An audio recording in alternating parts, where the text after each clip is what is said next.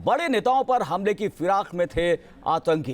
खालिस्तान समर्थक आतंकियों की मदद से ये साजिश रची जा रही थी। बीएचपी, आरएसएस और शिवसेना नेताओं पर हमले की प्लानिंग तैयार की गई थी और तैयारी ये भी थी कि विधानसभा चुनाव के दौरान हमले किए जाए।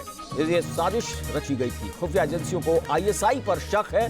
धीरेन्द्र पुंडीर हमारे सहयोगी हमारे साथ जुड़ गए हैं। धीरेन्द्र, खुफिया एजेंसियों को आईएसआई पर शक है और एक बड़े आतंकी हमले की साजिश की बात पता चली है। क्या कुछ और खबरें सामने आ रही हैं? देखिए, इस पूरे मामले में जो इनपुट्स लगातार आ रहे हैं, जिसमें ये है कि किसी तरह से भी खालिस्तानी और लश्कर जो टेररिस्ट हैं उनका इस्तेमाल करके बड़े पैमाने पर किसी बड़े घटना को अंजाम देकर नेताओं को टारगेट बनाकर उसके बाद भी जो दंगों के प्लान हो या उस तरह की चीजें हो या उस तरह की स्थिति पैदा हो, इस तरह के इनपुट्स लगातार मिल रहे हैं। एक इनपुट्स के मुताबिक, जो इनपुट्स अभी हाल ही में खुफिया एजेंसी को मिला है, उसके मुताबिक आईएसआई की तरफ से 2 प्लान तैयार किए गए, जिसमें एक ग्रुप जो है टेररिस्ट का, जिसको खालिस्तानी जो टेररिस्ट हैं, जो खालिस्तान समर्थित टेररिस्ट हैं, उन लोगों को कहा गया है कि वो एक पूरा ग्रुप बनाए और उसमें आरएसएस, बीएचपी और शिवसेना के नेताओं को टारगेट करने के लिए कहा। और इसमें कहा गया, सबसे खास बात है कि इसमें कोई हथियार या कोई चीज बाहर से नहीं लानी। उनको कहा गया है कि वो खुद से इंतजाम करें और इन हमलों को अंजाम दें। दूसरा एक ग्रुप बनाया गया है जिसको कहा गया है कि पंजाब और यूपी उत्तराखंड के चुनाव के दौरान